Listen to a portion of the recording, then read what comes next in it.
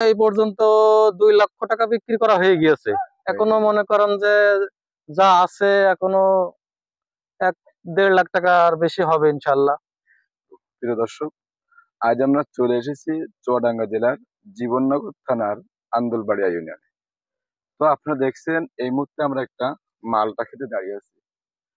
তো আসলে এইটা কি জাতের মালটা এবং আপনারা কিভাবে চাষ করলে এর সফলতা আপনারা আনতে পারবেন এবং এর চাষের সম্পূর্ণ প্রক্রিয়া আমরা এই ভিডিওর মাধ্যমে তুলে ধরবো। তার জন্য আমাদের সাথে আমাদের কৃষক ভাই আছে, তার থেকে আমরা এই প্রশ্নগুলো উঠিয়ে আনার জন্য চেষ্টা করব। তা আপনারা ভিডিওটা না টেনে অবশ্যই শেষ পর্যন্ত দেখবেন এবং চ্যানেলটি সাবস্ক্রাইব করে আমাদের সাথে থাকবেন। তো চলুন শুরু করা যাক। ভাই আসসালামু আলাইকুম। ওয়ালাইকুম আসসালাম। তো ছোট করে যদি আপনার পরিচয়টা একটু দিবেন। আমার নাম মোহাম্মদ রিয়াদ খান, আমার বাসা হুম। ঘুগরাগাছি, আন্দুলবাড়ি ইউনিয়ন, জীবননগর থানা, চুয়াডাঙ্গা জেলা। তো ভাই আপনি আসলে মালটা চাষের সাথে কতদিন ধরে লেগে আছেন? তা 5 বছর। 5 বছর। জি তো অনেক এক্সপিরিয়েন্স আছে আপনার জি, এক্সপিরিয়েন্স মোটামুটি আছে। তো আপনি এত চাষ থাকতে মালটা চাষে কেন আসলেন? আসলে অন্যান্য চাষাবাদও করে দেখেছি, তো সবগুলোই আপনার লস হয়, লাভ হয়, রিস্ক থাকে। আর এই জন্যই ওইগুলো করে দেখলাম যে বাগানের দিকে, ফল চাষের দিকে ঝুঁকলাম।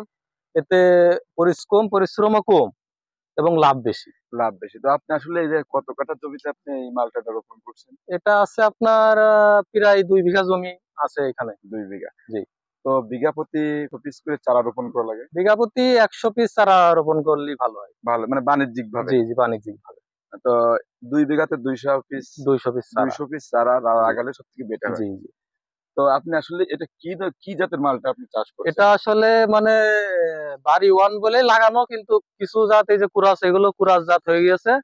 আর যেগুলো বাড়ি ওয়ান সেগুলো বিক্রি করে ফেলেছি, বাজারজাত করা শেষ। মানে এই কুরাস জাতের কিছু আছে, এগুলো রস ভরপুর আছে, যার কারণে কিছুদিন রেখে দিয়েছি যে বাজারটা একটু ভালো হলে আর কি হারভেস্ট করব। আপনার এখন বাজার কেমন যাচ্ছে? বাজার এখন 70-এর উপরে, 70-75 এমন কেজি বিক্রি হচ্ছে। কেজি জি। বিক্রি হচ্ছে। তো আপনি এই বছর এই 2 বিঘা জমি থেকে আপনি কেমন পরিমাণ মালটা হারভেস্ট করছেন? এখন এই পর্যন্ত 2 লক্ষ টাকা বিক্রি করা হয়ে গিয়েছে। এখনো মনে করেন যে যা আছে এখনো 1-1.5 লাখ টাকার বেশি হবে ইনশাল্লাহ। বাৎসরিক খরচ কেমন এই গাছের পিছনে পরিচর্যা? বিঘা প্রতি যদি আপনি পরিচর্যার খরচ ধরেন তাহলে হয়তো সর্বোচ্চ সব ধরনের কীটনাশক, সার, সেচ দিয়ে হয়তো 20,000 টাকা আপনার খরচ হবে বিঘা প্রতি। বিঘা প্রতি? জি, বছরে। এবং এর থেকে কেমন আয় করা সম্ভব? 20,000 টাকা খরচ, এবং এতে কম করে হলো 2 লক্ষ টাকা আপনি বছরে বিক্রি করতে পারবেন। বিক্রি করতে জি, পারবো বিঘা প্রতি? বিঘা প্রতি। তো এই মালটাটা আমরা দেখছি যে হলুদ, জি।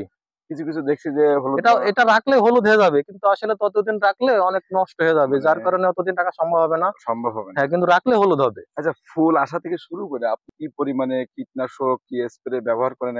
স্প্রে ব্যবহার করা লাগে, কীটনাশক ব্যবহার না করলে তো হয় না, পোকা মাকড়ের আক্রমণ আছে।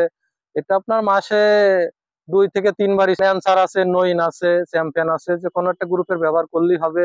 আর ভার্টিমেক্সটা ব্যবহার করলে অনেক উপকার পাওয়া যায়, এবং বিষ সবিকরণ আছে এই সবগুলো। আর ফল ধরার পরে বোরন স্প্রে করলে অনেক লাভবান হওয়া যায়। বোরনটা দিলে আর কি মালের আপনার তেলা হয় আর কি, খসখসে ভাবটা থাকে না, সুন্দর হয়। আচ্ছা, এটা কি করলে গাছের গোড়ায় সার ব্যবহার করেন? যে যে জৈব সার ব্যবহার, হ্যাঁ, ওই যে গোবর থেকে যে জৈব সারটা তৈরি হয় সেটা গাছের গোড়ায় দিলে অনেক উপকার হয়।